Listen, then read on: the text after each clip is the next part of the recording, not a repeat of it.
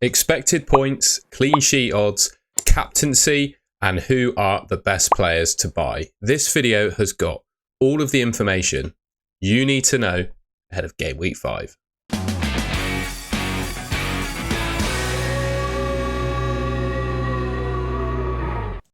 Right, then I'm going to start off by looking at the top players for expected points for game week 5 by position, kicking off with goalkeepers. Emiliano Martinez is the #1 goalkeeper according to the Fantasy Football Hub expected points algorithm. If you want to see this data for yourself, not just for game week 5, but game week 5 beyond, and yeah, help with planning your team and AI team rating, suggested transfers, you can sign up to Fantasy Football Hub. I'll get you 50% off with the link in the description below. Emiliano Martinez got Wolves at home, who I would suggest they could quite easily keep a clean sheet against, but I must say I've not been all that impressed with the Aston Villa defence so far. So Wolves, is a team they could keep a clean sheet against, but I've not been all that impressed by them. Liverpool have got Bournemouth at home. Alisson second on 4 expected points. Got some cheap goalkeepers, well, from promoted teams in and around the top for expected points as well. I think this is down to just the sheer amount of saves that they're going to be expected to pick up. So Southampton have Ipswich at home. Ramsdale sits on 4 expected points. Hermansen, I'm pretty sure that's how you pronounce it. For Leicester, he's got Everton at home, sits on 3.9 expected points. For Bruggen, who I actually really quite like, on 3.9 expected points as well. Muric is on 3.7. And Dean Henderson, who somehow still stays in my team, also on 3.7 expected points.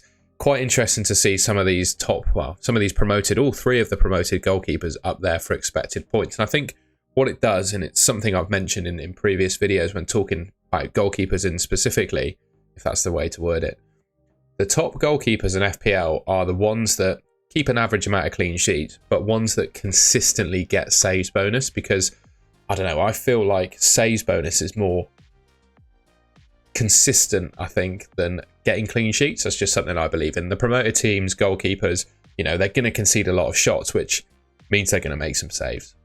All right, next up, we've got the defenders, and the list is kind of dominated really by Liverpool and Spurs defenders. So Robertson and Trent, the top 2. Interestingly, across most of the game weeks we've seen so far, the Fantasy Football Hub algorithm is actually favouring Robertson over Trent in terms of expected points. I do think Liverpool could quite well keep a clean sheet against Bournemouth at home, right? They've conceded, 1 goal in 4 games so far this season. So I wouldn't rule out a clean sheet against Bournemouth. And obviously Robertson and Trent are 2 really good options. And Virgil van Dijk is another good option as well. I'd say there's probably... Trent just is way out ahead of all of them. His attacking stats this season, I think he's put up 0.54 expected returns per 90, which is, not only can he get points from clean sheets, of course, that 0.54 number I said is better than some midfielders in the game, like some of the best midfielders as well. It's better than what someone like Jared Bowen, for example, is putting up, someone like Gordon, etc., who people have in their teams. He's a defender, so just something to bear in mind there. Robertson and Virgil van Dijk, I think game by game, as long as he plays, Robertson is better than Van Dijk. But I would say that Van Dijk's minutes are more secure. So, yeah, Robertson obviously has Tsimikas who can back up for him. And I guess we'll see in the Champions League this week who starts. If Tsimikas starts in the Champions League, I think that's pretty good for Robertson's minutes in the Prem. But if Robertson plays midweek in the Champions League, then it looks a bit questionable as to will he start for definite against Bournemouth? So just something to bear in mind. Whereas Virgil van Dijk, I think he plays every minute in every competition. And as long as he stays fit, he stays in the team. 2 Spurs defenders in there. I think just for the goal threat that they provide. Romero just being an absolute beast from set pieces. And Pedro Porro basically playing like a striker in some games. They've got Brentford at home, so a decent chance for clean sheet. And yeah, they're just great from an attacking perspective. And then we see Luka Dean and Sugawara, I'm pretty sure that's how you say it, from Southampton up there as well. All right, on to the midfielders. I mean, no surprise really to see Mo Salah at the top of the list. 8.3 expected points. Again, Bournemouth, I would say, is a pretty good fixture. And at Anfield, I think Liverpool could beat anyone. So, yeah, I wouldn't disagree with Salah being on 8.3 expected points there. Then we've interestingly got Eze, 6.8 expected points for him. The second best midfielder in the game, apparently, for expected points. Given that Mateta took the penalty in game week 4, that was the big news for Crystal Palace, was that Mateta took the penalty. You might be a little bit put off by Eze, but Glasner, the Crystal Palace manager in the press conference after the game, said he's got 2 penalty takers in the team, Eze and Mateta, and they decide between themselves during the game who's going to take them. So I wouldn't necessarily say that means that Eze is definitely off penalty. So just something to bear in mind there. And Man United, I know they've just beaten Southampton 3-0, but they're not the best defence in the league by any stretch. So I wouldn't be surprised to see Crystal Palace score against them. And as a Man United fan myself, I've got a feeling that Crystal Palace are a bit of a bogey team to us. And they kind of play their football in a way that does not agree with how Man United play. And they always seem to get results. So just something to bear in mind. Tottenham, again, we looked at Porro and Romero earlier. They're back to do quite well against Brentford. Son, 6.4 expected points there. Cole Palmer against West Ham. Obviously, unfortunately, blanked in game week 4, which I think owners will be pretty upset with, to be honest. He's got West Ham away, 6.3. Saka, who had to be subbed early, I believe, against Tottenham, could be carrying an injury, but I think he'll probably be fit to play the Man City game. And to be honest, with how Man City have been conceding goals this season, I wouldn't rule out him being able to score in that one. Phil Foden, he's up there as well. I'd question whether he starts, although I do think the Arsenal game is a good one for him to kick off his Premier League campaign. 5.7 expected points, and Diogo Jota on the same.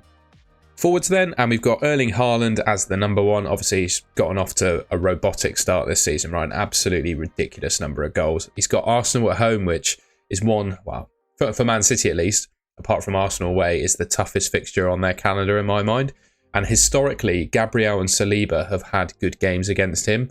It means, I guess, that other Man City players have been able to work themselves into positions, but Haaland has been marked out of games by those two in the past, so just something to bear in mind there. I think if there was ever a week, and we'll talk about captaincy a bit more in a second, but if there was ever a week not to captain Haaland, it's when he's playing Arsenal in my mind in Game Week 5. Isak, unfortunately, subbed at half-time against Wolves in Game Week 4. Hoping for a bit more news as to how badly he is injured. He's got Fulham away, which I think is a good fixture. I've still got him in my team. He's dropped in price through a number of sales now. I'm just hoping that he's fit, basically, because I think he deserves one more spot in my team against Fulham away. I think he could score there. Watkins, obviously, a goal in Game Week 4. Got competition now in Duran, who's scored an absolute worldie. He's got Wolves at home. I think that's a great fixture. Good chance of scoring. Chris Wood, great chance of scoring there. Solanke looks good. Mateta looks good. And Kai Havertz could even get a goal against Man City away. So, yeah, these are your top forwards. Quick look at the clean sheet odds according to Drafthound. Usually, I like to say teams under 30% to keep a clean sheet, I would be nervous starting defenders from. So, really, you've got 5 this week. Liverpool, Man City, Aston Villa, Brighton and Tottenham are the 5 teams above 30%. And then probably give a bit of credit to Leicester, Southampton, Everton and Man United as well. Sort of hovering around 30%. Anything kind of lower than that, I'd be nervous starting defenders from, just with really quite low clean sheet odds. And interestingly, this week, most weeks we usually see a team in and around, well, above 50%, which means Drafthound suggests they are more likely than not to keep a clean sheet. But that's not the case for Game Week 5. Liverpool top 45, Man City second on 40, sort of in and around 50. But still, I guess you could class if they're below 50, they're backed to concede.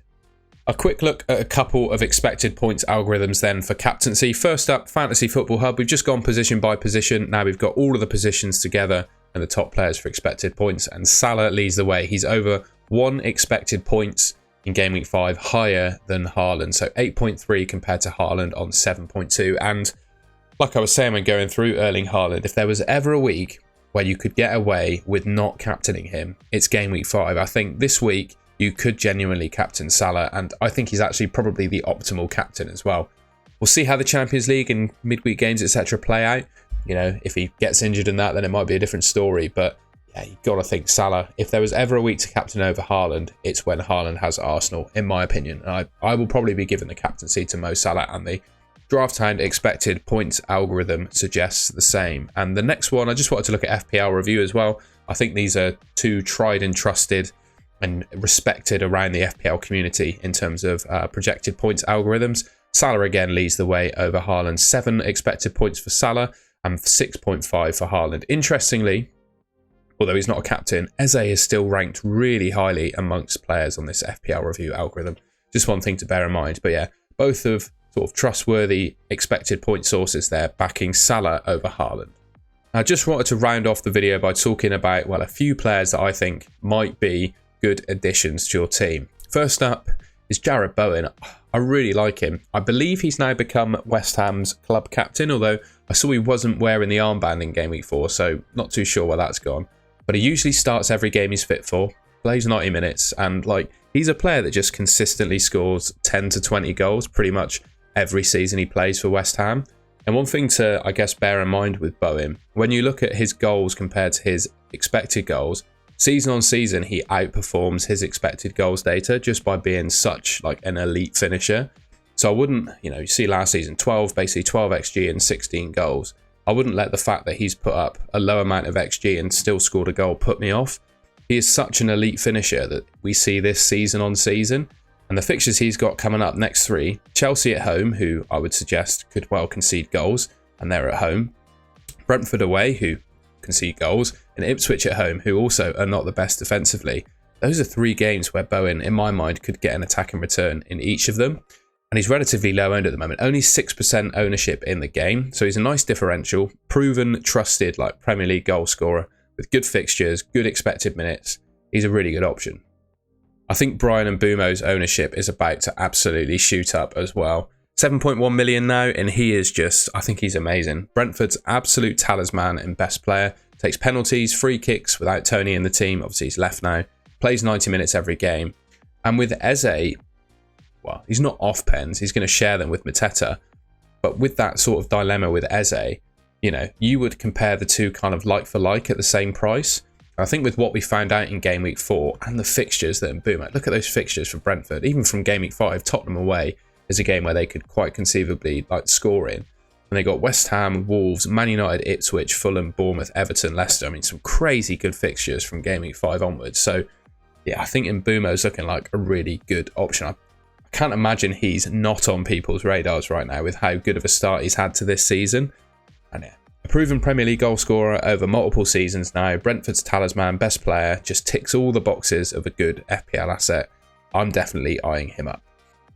All right, and that's the end of the video. Took you through, I think, everything you need to know there, really. Expected points are the best players for each position, who you should captain, clean sheet odds, and a couple of players that I'd recommend you buy as well.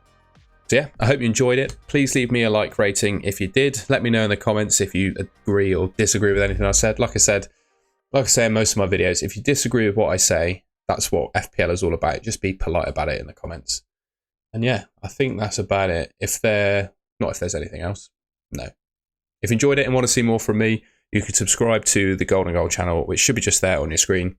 Thank you very much for watching, and I will catch you in my next video.